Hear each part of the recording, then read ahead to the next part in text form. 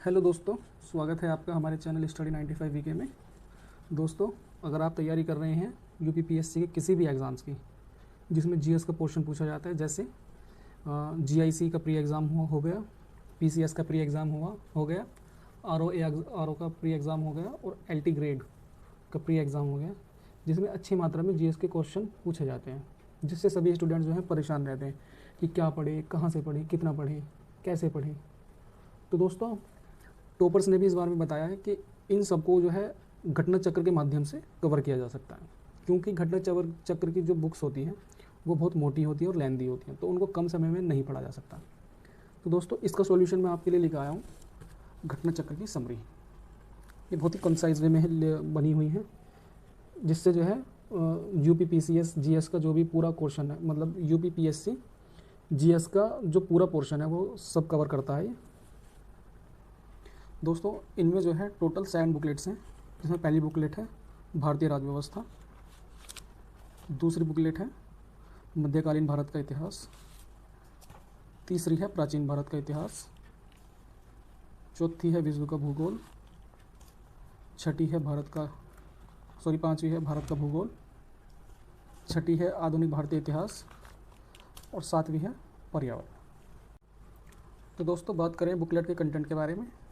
Content जो है बहुत ही कंसाइज वे में दिया हुआ है, बहुत ही शॉर्ट फॉर्म, मतलब टू द पॉइंट दिया हुआ है, लैंग्वेज बिल्कुल सरल है। इसका कंटेंट के बारे में बात करें तो इसमें इंडेक्स नहीं दिया हुआ, डायरेक्ट जो है चैप्टर दिए हुए हैं। जैसे पहला चैप्टर है पर्यावरण एवं सतत विकास। जैसे इकोलॉजी के बारे में बताया गया, पारिस्थितिकी को जीवों के एक दूसरे के साथ और उनके पर्यावरण के साथ संबंधों के वैज्ञानिक अध्ययन के रूप में परिभाषित किया गया। पर्यावरण और उसके घटक, पर्यावरण के बारे में बताया, जैसे जीव के जीवन काल के दौरान उसे घेरने वाले, प्रभावित करने वाली हर चीज़ को सामूहिक रूप से पर्यावरण कहा जाता है। पर्यावरण के घटक के बारे में बताया गया, जैसे अजैविक घटक और जैविक घटक। अजैविक घटक में ये हैं, और जैविक घटक में जैसे हरे पौधे हो गए, गैर हरे पौधे का घटक हो गए, परजीवी हो गए, सहजीवी जानवर, मनुष्य के बारे में ये बताया गया। फिर उसके बाद धारणीय विकास, सस्टेनेबल डेवलपमेंट के बारे में बताया गया। टू द पॉइंट है। धारणीय विकास की अवधारणा के तहत वर्तमान की आवश्यकताओं के साथ साथ भविष्य की आवश्यकताओं को भी ध्यान में रखा जाता है। धारणीय विकास प्राकृतिक संसाधनों के उपयोग के संदर्भ में अंतर पीढ़ीगत संवेदनशीलता का विषय है। धारणीय विकास का मुख्य उद्देश्य पृथ्वी के प्राकृतिक संसाधनों का न्यायसंगत उपयोग, संरक्षण एवं उचित प्रबंधन करना है। बहुत ही सरल लैंग्वेज में है, कोई भी पढ़ेगा आराम से समझ में आ सकता है, ऐसा कंटेंट इसमें दिया हुआ है। ये परिस्थिति पर्यावरण का दूसरा चैप्टर है, जिसमें परिस्थिति के बारे में बताया। जैसे जीव विज्ञान की इस शाखा में जीव समुदायों तथा उनके वातावरण के मध्य पारस्परिक संबंधों का अध्ययन किया जाता है। जीव तथा उसके भारी वातावरण के बीच एक सक्रिय संबंध के होता है। जैसे हैंस रिटर के बारे में बताया। 1885 ईस्वी में इन्होंने सर्वप्रथम पारिस्थितिकी शब्द का प्रयोग किया था। अर्नेस्ट हैकल के बारे में बताया, जैसे इन्होंने पारिस्थितिकी शब्द का प्रयोग आर्कियोलॉजी के नाम से किया है। आर्कियोलॉजिक शब्द ग्रीस भाषा का शब्द है। आर्कियोस का मतलब है घर या आवास, और लोगोस का मतलब है अध्ययन। जो मतलब जहाँ से जैसे क्वेश्चन बन सकता है, वो बहुत ही कंसाइज वे में इन्होंने जो है वो समरी तैयार की हुई है।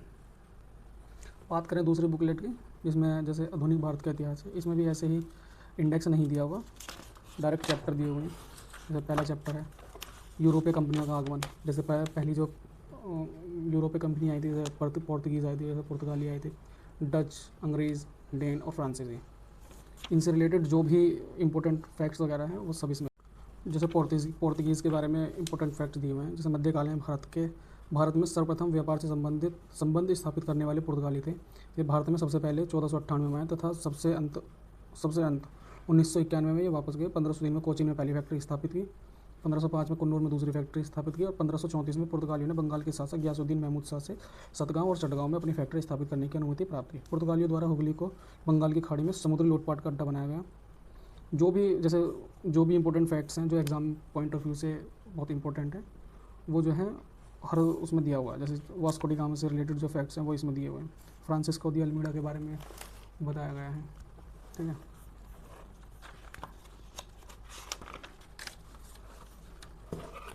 सभी के बारे में जैसे जो भी इंपॉर्टेंट फैक्ट्स हैं सब दिए हुए हैं। जैसे लॉर्ड कॉर्नवालिस के बारे में है, फिर लॉर्ड वेलेस्ली के बारे में है, ऐसे ही बासिन की जो संधि हुई थी उसके बारे में। फिर लॉर्ड विलियम बेंटिंग है, 1828 से 1835 तक ये वाइसराय रहे थे भारत के। 1837 का चार्टर एक्ट है, क्या क्या उसमें प्रावधान हुए थे, ये सब इसमें बताया हुआ है। लैंग्वेज बहुत सिंपल है। दोस्तों बात करें भारत के भूगोल की बुकलेट के बारे में, तो सेम एज इट इज़ ही है जैसे अदर बुकलेट्स हैं। कोई इंडेक्स वगैरह कुछ नहीं है इसमें, केवल कंटेंट दिया हुआ है, आप देख ही सकते हैं।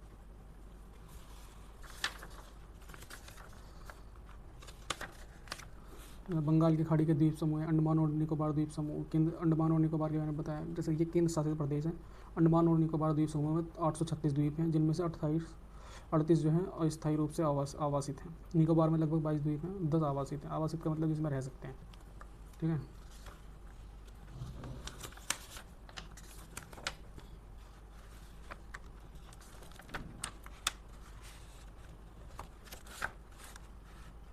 नकदी फसलों के बारे में बताया गया है, जैसे गन्ना एक उष्णकटिबंधीय पौधा है, परंतु उपोष्णकटिबंधीय क्षेत्र में भी उगाया जा सकता है।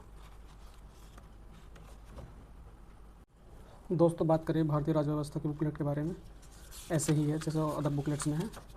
जैसे इसमें दिया हुआ है चैप्टर 1 पार्ट ए, भारत का संवैधानिक विकास। ईस्ट इंडिया कंपनी के शासन के लिए पारित ब्रिटिश संसदीय अधिनियम 1773 से 1853, फिर ब्रिटिश ताज के शासनाधीन पारित अधिनियम 1858 से 1947 तक। रेगुलेटिंग एक्ट 1773 से है। फिर जो उसमें रेगुलेटिंग एक्ट में जो इंपॉर्टेंट पॉइंट्स हैं वो इसमें बताए गए हैं। सर्वोच्च न्यायालय की स्थापना हुई थी 1774 में।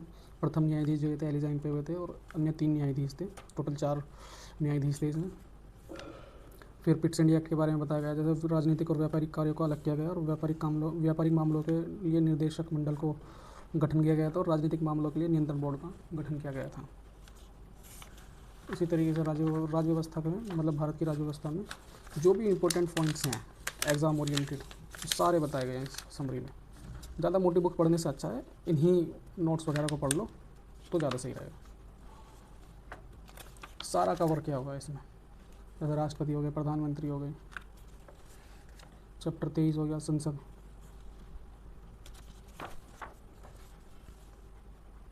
दोस्तों बात आती है कि भाई इस कंटेंट को कहाँ से लें, तो इस कंटेंट को लेने के लिए आप टेलीग्राम व्हाट्सएप पर इस नंबर पर आप कॉल करके ले सकते हैं। ये किसी और का है टेलीग्राम, वो ये कैरियर मित्रा है यूट्यूब पे, कैरियर मित्रा के नाम से चैनल है यूट्यूब पे, उनका है, मैंने उनसे लिया था क्योंकि काफ़ी अच्छा कंटेंट है, तो मुझे लगा वीडियो बनानी चाहिए और लोगों को बताना चाहिए कि कंटेंट काफ़ी अच्छा है और कम समय में पढ़ के जो है सफलता हासिल की जा सकती है। तो दोस्तों अगर वीडियो अच्छी लगी हो तो वीडियो को लाइक करें, शेयर करें, कमेंट करें, और हमारे चैनल स्टडी 95 वीके को सब्सक्राइब करें, जिससे जो है आने वाली वीडियो आपको मिल सके।